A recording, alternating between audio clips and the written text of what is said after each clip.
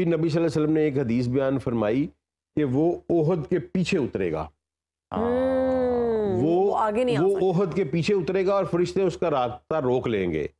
اب حیران کن حد تک مدینہ کا جو پرنس محمد بن عبدالعزیز ایئرپورٹ ہے وہ ایگزیکٹ احد کے پیچھے لوکیٹڈ ہے۔ میں نہیں جانتا اس کا کیا مطلب ہے، میں نہیں کسی کو چارج کرتا، لیکن مجھے اپنے نبی کی بات یاد آتی ہے اور مجھے اپنے نبی کی صداقت پہ اش کرنے کو دل کرتا ہے کہ آپ آج جا کے چیک کر لیں، آپ میپ کھولیں، لوکیشن والا میپ کھولیں، احد کے پہاڑ کو آپ کراس کرتے ہیں، ایگزیکٹ اس کی پچھلی سائڈ کے اوپر مدینہ کا ایئرپورٹ موجود ہے۔ ایئرپورٹ پہ آئے گا، اترے گا، نبی صلی اللہ علیہ وسلم نے فرمایا، نزول نازل کا لفظ یوز کیا کہ وہ نازل اترے گا، احد کے پیچھے اترے گا، تو اس کا کیا مطلب ہے؟ وہ لینڈ کرے گا احد کے پیچھے، احد کے پیچھے مدینہ کا ایئرپورٹ بن چکا ہے۔ اب دجال ہے کیا؟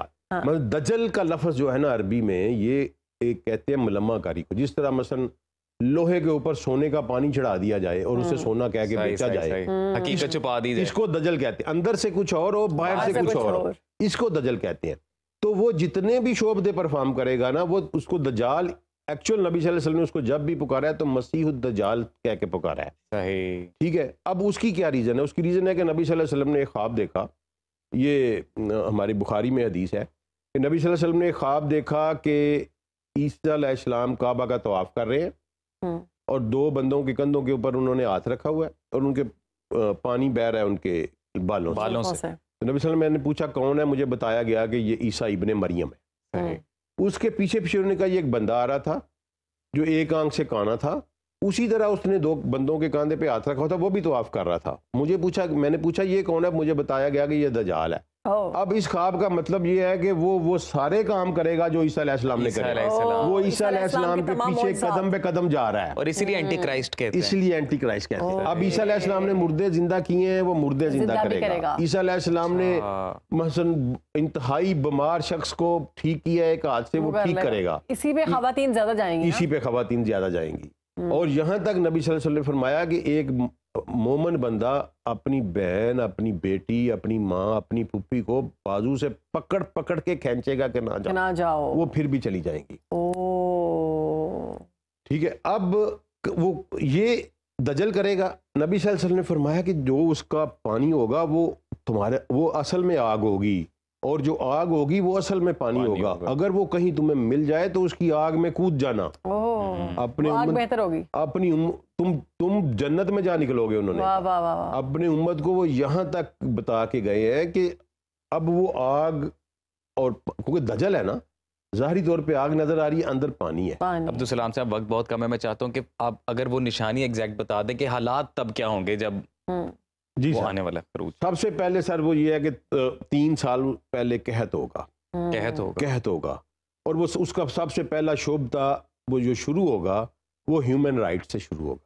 اچھا، ٹھیک ہے۔ پوری دنیا میں قحط ہوگا، پوری دنیا میں قحط ہوگا، اور وہ چیریٹی شروع کرے گا۔ ابھی ہم فلسطین میں تو دیکھ رہے ہیں قحط، وہ چیریٹی شروع کرے گا۔ وہ یہ کہے گا کہ وہ جہاں جائے گا زمین کو کہے گا کہ اگل، اپنے خزانے اگل، اور سارے اس کے معجزات دیکھ کے زمین اگلے گی۔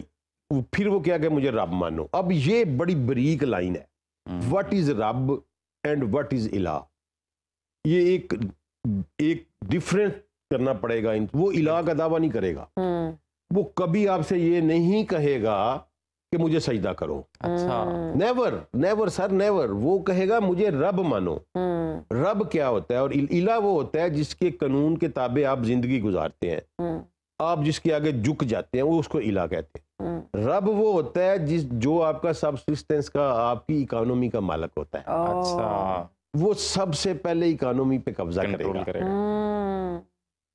وہ قبضہ کر کے کہے گا کہ مجھے اپنا رب مانو تو میں تمہاری اکانومی کھول دیتا ہوں۔ اور نبی صلی اللہ علیہ وسلم نے فرمایا کہ جب جو اس کو مان لیں گے وہ اتنے خوشحال ہو جائیں گے کہ دنوں میں ان کے دن پھر جائیں گے، اور ان کے جانور جو ہیں وہ چرنے کے لیے جائیں گے اور واپس آئیں گے تو ان کے حوانے دودھ سے بھرے ہوئے ہوں گے، اور جو اس کو نہیں مانیں گے وہ قحط کا شکار ہو جائیں گے اور مرنے کی حد تک چلے جائیں گے۔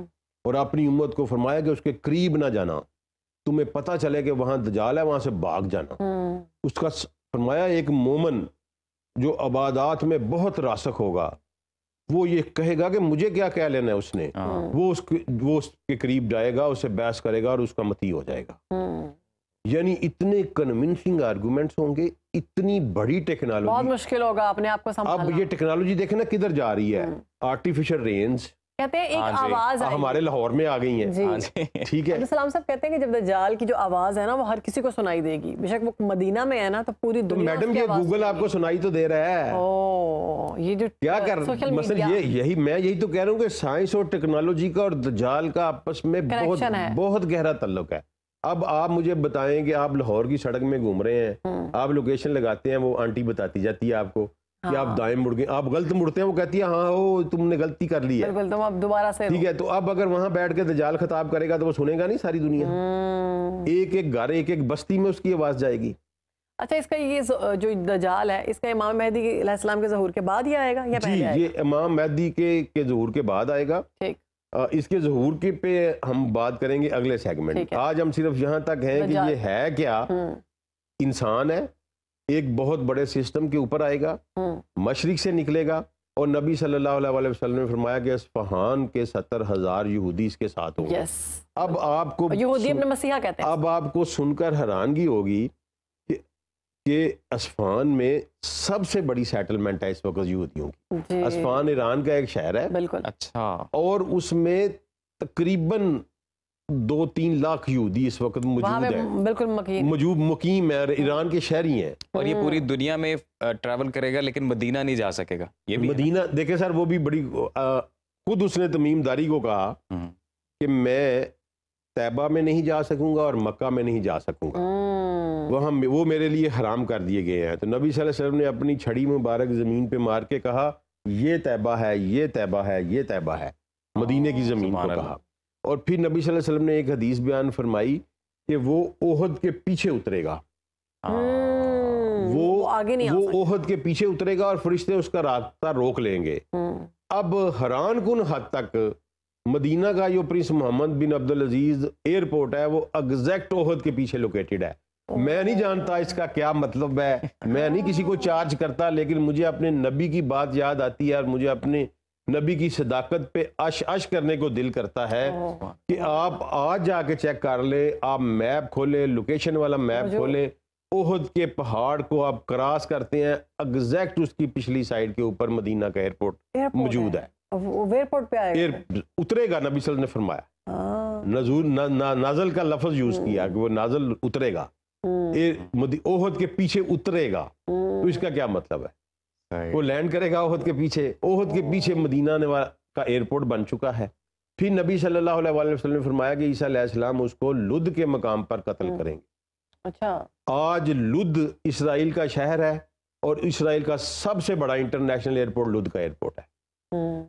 اچھا, یعنی کہ پھر بھاگتے ہوئے فلائی کرنے کی کوشش کرے گا.